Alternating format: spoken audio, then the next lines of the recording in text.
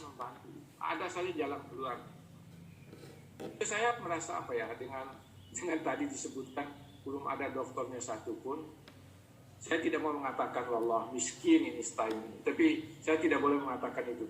Makanya saya memberi motivasi untuk itu. Jangan, kalau ada yang dimulai, ada yang diakhiri, ada yang diawali, ada yang di finishing kan. Karena itu kan hanya waktu 2 tahun untuk dokter itu, tidak lama. Berarti kalau 10 juta hanya menyiapkan 40 juta. Makan minum itu kan jangan dihitung, karena itu sesuatu kelaziman yang tidak boleh Anda abaikan itu. Kalau itu tidak perlu dipikirkan ini Bang.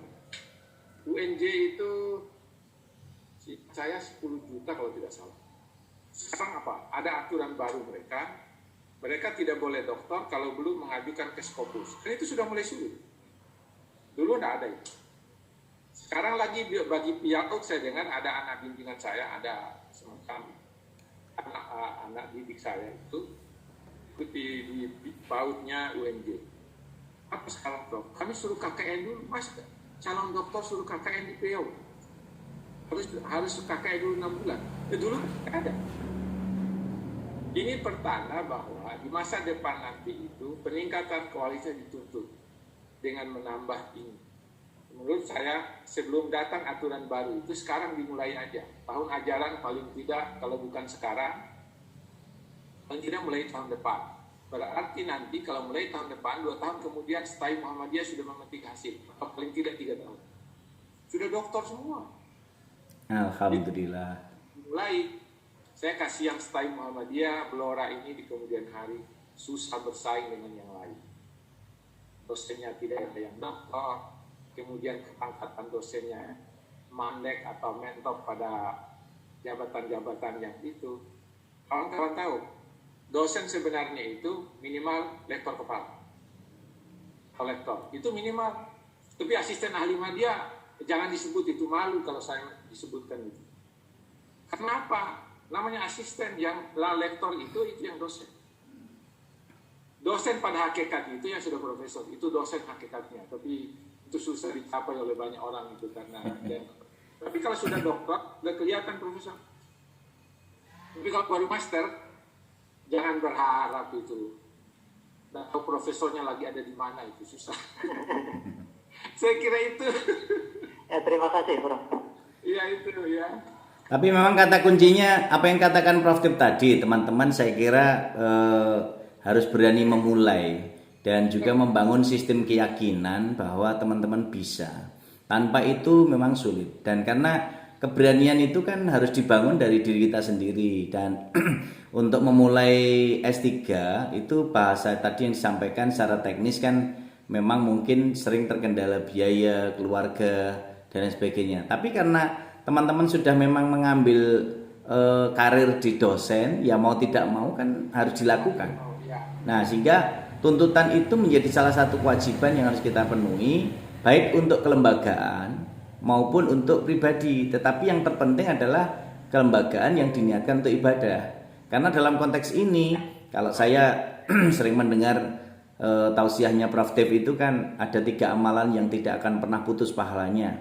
Ada 1 ilmu yang bermanfaat, anak soleh-solehah, dan amal jariah. Nah ketika kita belajar, mencari ilmu, tolabul ilmu, ini kan tentu saja akan berdampak untuk semuanya. Dan tentu saja bukan hanya untuk pribadi kita, juga untuk memberi motivasi kepada anak-anak kita, saudara-saudara kita, family-family kita, masyarakat kita, dan handetolan kita. Dan tentu yang katakan Prof Tip tadi ya, kita tentu akan bisa menjadi provokator-provokator dalam bidang pendidikan, karena kita bergerak dalam bidang pendidikan. Dan tentu disitulah kita bisa melaksanakan istilahnya teman-teman harus pandai-pandai melaksanakan 5M. Bagaimana mulai mengidentifikasi kekurangan dan kelemahan diri, kelebihan yang kita miliki, lalu mulai merencanakan. Dengan merencanakan itu kan tentu apa yang katakan Prof Tip tadi akan segera bisa terrealisasi. Nah kemudian melaksanakan.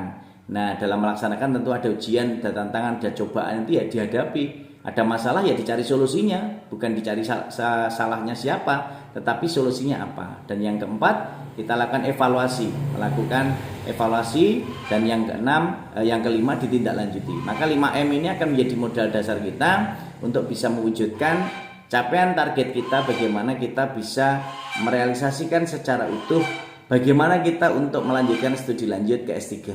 Dan ini teman-teman STAI Blora harus mulai berani menentukan, mengambil keputusan untuk bisa bersaing, berkompetisi di nasional seperti saran Prof. Tip tadi. Saya kira ini dari kampusnya Prof. Tip yang di UIN Jakarta, itu mahasiswa saya bimbingan saya S3, Mas Bakhtiar dari Bahasa Indonesia itu.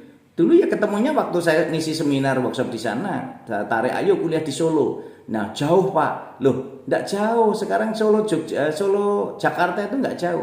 Nah, di sana kan ada alumni Prodi Bahasa Indonesia UNS juga Prof. Tip yang Mbak Nuryani itu.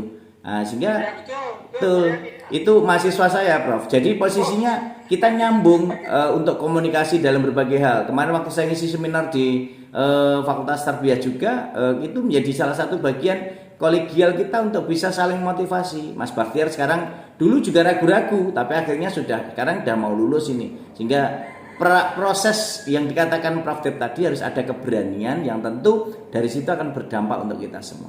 Sekali lagi selamat dan sukses untuk teman-teman STAI Blora. Silahkan memulai dan berani memulai agar ada harapan untuk memetiknya gitu. Gitu Prof. Tip. Saya beri contoh Pak Rahmadi. Ya. Itu karena saya diberi tugas. Siap. Tim itu, saya bilang sama Pak Rektor, ini tidak apa-apa bukan siap. Rektor kepala itu sangat sedikit. Betul. Yang asisten ahli, yang itu banyak. Kemudian yang kedua, yang tenaga pengajar. Ya. Pak Rektor, saya minta aja bagaimana kalau Pak Rektor mengancam mereka, diberi sanksi kalau tidak mengurus pangkat. Udah langsung keburu-burus pangkat. Kata Pak Rektor, ini gitu sekali ini adanya Prof. Tip. Kalau tidak diancam mereka Pak, kan begini Pak, kalau diancam mereka tidak mengajar, itu kan piring mereka jadi pecah di sini dan mana cari piring baru nanti kan susah. Terpaksa harus urus naik pangkat. Studi lanjut harus. Akreditasi prodi tidak harus baik sekali saya bilang. Iya. Prodi tertentu diancam kalau dia dapat nilai baik sekali saya bilang. Jadi yang kayak begitu itu. Yang kedua kawan-kawan, kalau mau lihat nasihat saya setiap pagi, carilah Ahmad Ibraya di Facebook, ketemu itu. Sip.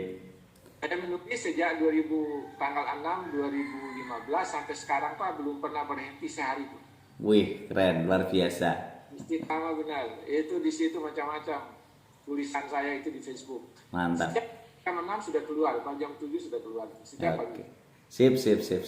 Ini Nah, kira itu nasihat saya penting untuk kita lihatnya untuk pengembangan pendidikan agama Islam di STAI.